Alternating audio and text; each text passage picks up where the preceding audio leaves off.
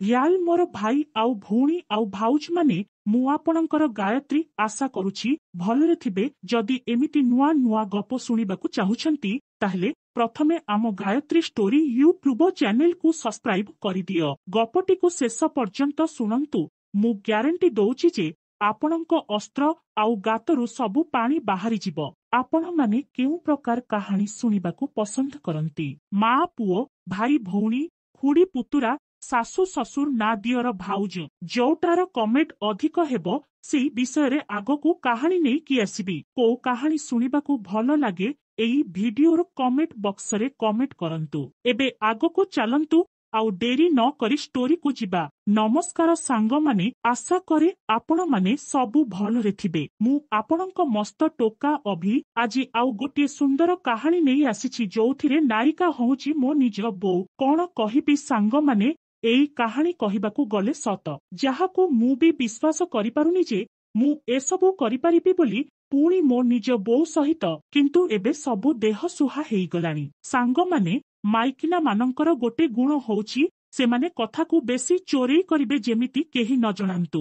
ଏଇ କାହାଣୀରେ ବି ସେଇଆ। ମୋ ବୋଉର ମୋ ସହ ତାର ପେଲା ପେଲି ଆପଣଙ୍କୁ ମଜା ଆସିବ। ତେଣୁ ଆଉ ବ୍ୟସ୍ତ ନ ହେଇ ପ୍ୟାଣ୍ଟ ଭିତରୁ ନିଜ ନିଜ ଅସ୍ତ୍ରକୁ ବାହାର କରି ପୁଳାଇ ଛେପ ପକେଇ ରେଡି ହେଇଯାଆନ୍ତୁ ହଲେଇବା ପାଇଁ। ସାଙ୍ଗମାନେ, ମୋ ପରିବାର କହିଲେ ମୁଁ ମୋ ବାପା ଆଉ ମୋ ବୋଉ। ବାପାଙ୍କୁ ପାଖାପାଖି 50 ଛୁଇଁଲାଣି ଆଉ ସେ ବାହାରେ ଜବ୍ କରନ୍ତି। ତେଣୁ ଘରକୁ ମାସକୁ ଥରେ କି ଦୁଇଥର ଆସନ୍ତି। ଆଉ ମୋ ବୋଉ ବୟସ ପାଖାପାଖି 49 ହବ। ମୁଁ ଡେରିରେ ଜନ୍ମ ହେଇଥିଲି।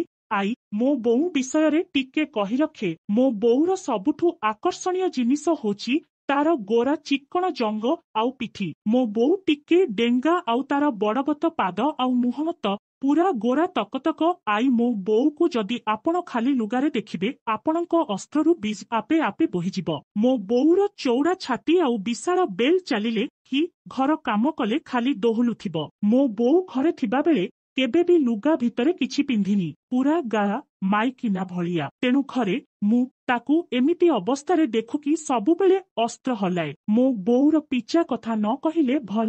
ବସି ପଡ଼ିଲେ ଆପଣ ତା ଲୁଗା ଭିତରୁ ଆପେ ଆପେ ମାପିଦେବେ କେତେ ବଡ ପିଚା ବୋଲି। ମୁଁ ସବୁବେଳେ ଏମିତି ଉପରେ ଉପରେ ଦେଖୁକି ନିଜକୁ ଶାନ୍ତି କରାଏ। କିନ୍ତୁ ଦିନେ ଭାବିଲି ନା ମୋ ବୋଉକୁ ଟିକିଏ ଲଙ୍ଗଳା ଦେଖୁବି, କିନ୍ତୁ ଘରେ ତା ସମ୍ଭବ ନୁହଁ। ଭାବିଲି ପାଇଖାନାରେ ଦେଖିଲେ ହବ, କିନ୍ତୁ ଆମ ପାଇଖାନା ଘର ପଛପଟେ। ତେଣୁ ଟିକେ ଚେଷ୍ଟା କରିକି ପାଇଖାନା ପଛପଟେ ଗୋଟେ ଛୋଟିଆ କଣାଟେ କଲି। ଆଉ କାଳେ କିଏ ଦେଖିଦେବୁ ବାରିପଟୁ ଗୋଟେ ଝଙ୍କାଳିଆ ଗଛଟେ ଏଣିକି ପୋତିଦେଲି। ଯେତେବେଳେ ବୋଉ ମୋର ଝାଡା କି ଗାଧୋଇ ଯାଏ ମୁଁ ଧୂରେକି ଯାଇକି ପଛପଟେ ଲୁଚି ବସିକି ତା ଝାଡା ବସା ଦେଖେ। ଆଇ ସାଙ୍ଗମାନେ, ମତେ ମାଇକିନା ମାନଙ୍କ ଝାଡା ଫେରା ଦେଖିବାକୁ ଭଲ ଲାଗେ ଆଉ ତାଙ୍କୁ ସେଇ ଅବସ୍ଥାରେ ଦେଖୁକି ହଲେଇବାକୁ ଭଲ ଲାଗେ। ଥରକର କଥା କହୁଛି ସାଙ୍ଗମାନେ, ମୁଁ ବୋଉ ପଛେ ପଛେ ଯାଇକି ବସିଥାଏ ବୋଉକୁ ଦେଖୁବାକୁ।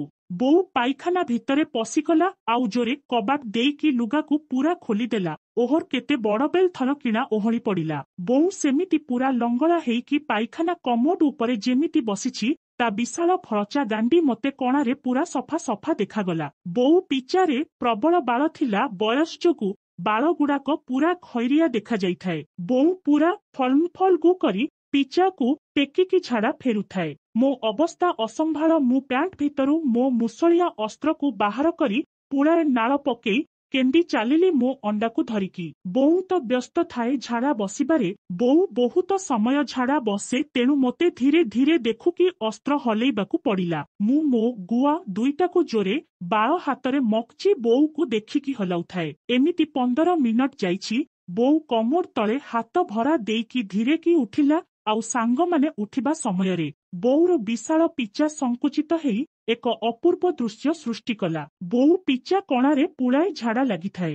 ବୋଉ ଉଠିକି ସେମିତି ଧୀରେ ଧୀରେ ଯାଇକି ଦାନ୍ତ ଘାସ କାଠି ଗୋଟେ ଆଣିକି ପୁଣି ତଳେ ଝାଡା ବସିବା ଭଳି ବସିପଡି ସେଇ ଦାନ୍ତ କାଠିରେ ତା ପିଚାରେ ଲାଗିଥିବା ଝାଡାକୁ ବାହାର କରିଦେଲା। ପରେ ଶୌଚ ହେଇଗଲା। ମୁଁ ଦେଖିଲି ବୋଉ ସରିଯିବ, ତେଣୁ ବୋଉ ବାହାରିବା ଆଗରୁ ମୁଁ ଧୂରେ କରି ସେଠୁ ବାହାରିକି ଚାଲି ଆସିଲି। ମୁଁ ସିଧା ଚାଲି ଆସିଲି ମୋ ରୁମକୁ। ଅସହ୍ୟ କାମନାରେ ମୋ ମନ ପୁରା ଫୁଲି ଉଠୁଥାଏ, କିନ୍ତୁ ବୋଉକୁ ଲଙ୍ଗଳା ଦେଖିକି ମନ ପୁରା ଆକାଶରେ ଉଡୁଥାଏ। ସାଙ୍ଗମାନେ ମତେ ରାତିରେ ଜମା ନିଦ ହେଉଥାଏ। ମୁଁ ଏମିତି ବୋଉକୁ ଦେଖିବାଟା ମତେ ଟିକେ ଅଡୁଆ ଲାଗୁଥିଲା, କିନ୍ତୁ ମୁଁ ଭାବନାରେ ଏମିତି ହଜି ଯାଇଥିଲି ଯେ ମତେ ଏଗୁଡ଼ିକ କରିବାକୁ ଭାରି ଭଲ ଲାଗୁଥିଲା। ଓଲଟା ପାଲଟା ହେଇକି ରାତି ତା ମୋର କଟିଗଲା, କିନ୍ତୁ କେମିତି ସକାଳ ହବ ଆଉ ମୋ ବୋଉକୁ ସେମିତି ଆଉ ଥରେ ଦେଖୁବି ସେ କଥା ଭାବିକି ମନ ମୋର ଖୁସି ହେଇ ପଡୁଥାଏ। ସକାଳେ ମୁଁ କର୍ପି ଉଠି ପଡ଼ିକି ଝାଡ଼ା ବସି ଗାଧୁଆ ସାରିକି ଅପେକ୍ଷା କରି ରହିଲି କେତେବେଳେ ବୋଉ ଘର କାମ ସାରିବା ଆଉ ଗାଧୋଇ ଯିବ ପାଇଖାନାକୁ, କିନ୍ତୁ ମୋ ସ୍ୱପ୍ନରେ ରହିଗଲା। ଦେଖିଲା ବେଳକୁ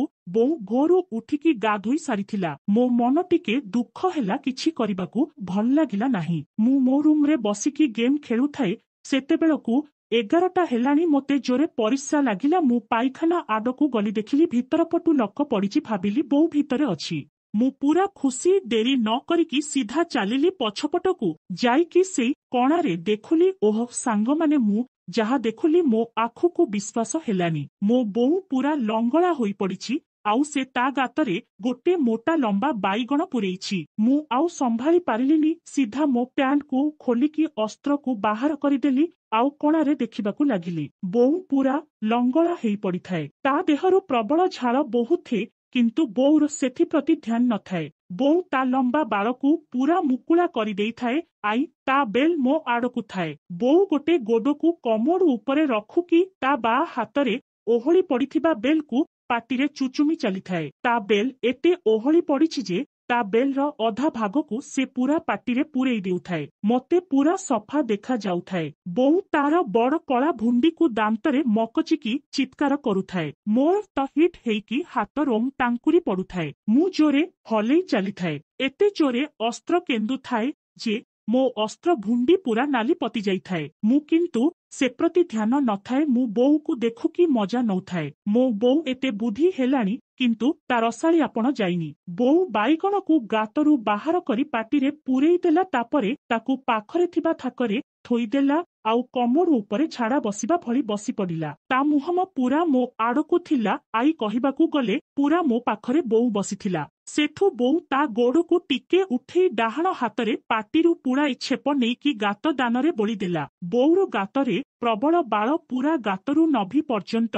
ବୋଉ ବାଁ ହାତରେ ତା ଗାତ ବାଳକୁ ଖାଲି ମକଚି ଚାଲିଥାଏ। ତାପରେ ବୋଉ ତା 3ଟା ଆଙ୍ଗୁଠିକୁ ପାଟିରେ ପୂରେଇ ଆଣି ସିଧା ଗାତ ଭିତରେ ଗବେଇ ଦେଲା। ତାପରେ ଜୋର ଜୋରରେ ଭିତର ବାହାର କଲା। ଆଙ୍ଗୁଠି ପଶିକି ବୋଉର ଭିତର ଦାନା ଆଉ କଣା ସଫା ସଫା ମୋତେ ଦେଖା ଯାଉଥାଏ। ବୋଉର ଗାତ ସାଇଜ ମୋ ହାତ ପାପୁଲିଠୁ ବଡ଼ ହବ, ପୁରା ଓସାରିଆ ହେଇଯାଇଥାଏ। ବୋଉ କୁଆଡେ ନ ଦେଖି ସିଧା ଜୋରରେ ତା ଗାତ ଦାନାକୁ ମକଚି ଚାଲିଥାଏ। ମୁଁ ବି ହିଟ୍ ହେଇକି ବୋଉର ତାଳରେ ମୋ ଅସ୍ତ୍ରକୁ ହଲାଉଥାଏ। ବୋଉ ତା ଗାତକୁ 10 ମିନିଟ ପର୍ଯ୍ୟନ୍ତ ଜୋରେ ମନ୍ଥି ଚାଲିଥାଏ। ତାପରେ ଜୋରେ କି ତା ଗାତରୁ ପାଣି ଭଳି କିଛି ଭସ ଭସ କରିକି ବାହାରି ପଡ଼ିଲା। ବୋଉର 2ଟା ଯାକ ଗୋଡ ଥରିବାକୁ ଲାଗିଲା। ଟିକେ ପରେ ବୋଉ ନିଜକୁ ସମ୍ଭାଳିକି ଧୀରେ କି ଉଠିଲା ଆଉ ପାଇପ୍ ଖୋଲିକି ଗାତ ଭଲକି ଧୋଇଦେଲା। ମୋ ଆଡକୁ ବୋଉର ପିଚା ଥାଏ। ମୋତେ ଯେତେ ଗାତ ଦେଖିଲେ ବି ପିଚା ଉପରେ ମୋର ବହୁତ ଲୋଭ। ଆଇ ତେଣୁ ଆଉ ଡେରି ନ କରି ସିଧା ଅସ୍ତ୍ରକୁ ହଲେଇ ଚାଲିଲି। 5 ମିନିଟ ପରେ ମୋର ଗରମ ପାଣି ଭସକିନା ବାହାରି ପାଇଖାନା କାନ୍ଥରେ ଛିଟିକି ପଡ଼ିଲା। ମୁଁ ବହୁତ ସମୟ ହଲେଇକି ହାଲିଆ ହେଇଯାଇଥାଏ। ମୁଁ ଦେଖିଲି ବୋଉ ଗାଧୋଇ ସାରିଲାଣି। ମୁଁ ଆଉ ସେଠି ନ ରହି ସିଧା ଚାଲି ଆସିଲି ବାରଣ୍ଡାକୁ, ଯୋଉଠି ଆମର ଟିଭି ଲାଗିଥାଏ। 10 ମିନିଟ ପରେ ବୋଉ ଆସିଲା। ବୋଉ ନିଜ ଦେହରେ ଓଦା ଲୁଗାକୁ ଖାଲି ଘରେଇ ରଖିଥାଏ, କିନ୍ତୁ ଓଦା ଯୋଗୁ ଭିତର ଜିନିଷ ସବୁ ଦେଖା ଯାଉଥାଏ। ମୋ ବୋଉ ପୁରା କାମନାର ଦେବୀ ଭଳି ଦେଖା ଯାଉଥାଏ। ମୋର ତ ଅସ୍ତ୍ର ପୁଣି ପ୍ୟାଣ୍ଟ ଭିତରେ ଉଠି ପଡ଼ିଲା। ବୋଉ ତା ହାତରେ ସେଇ ବାଇଗଣକୁ ଧରିଥିଲା। ମୁଁ ପଚାରିଲି, ବୋଉ ବାଇଗଣ କୋଉଠୁ ଆଣିଲୁ? ବୋଉ ଟିକେ ଇଆଡେ ସିଆଡେ ହେଇକି କହିଲା, ନାହିଁରେ, ପଡ଼ିଶା ଘର ଖୁଡ଼ି ନେଇଥିଲେ ତ ଏବେ ଦେଲେ। ମୁଁ କହିଲି, ହଉ ଠିକ ଅଛି। ସେଠୁ ବୋଉ ଚାଲିଗଲା ତା ରୁମକୁ।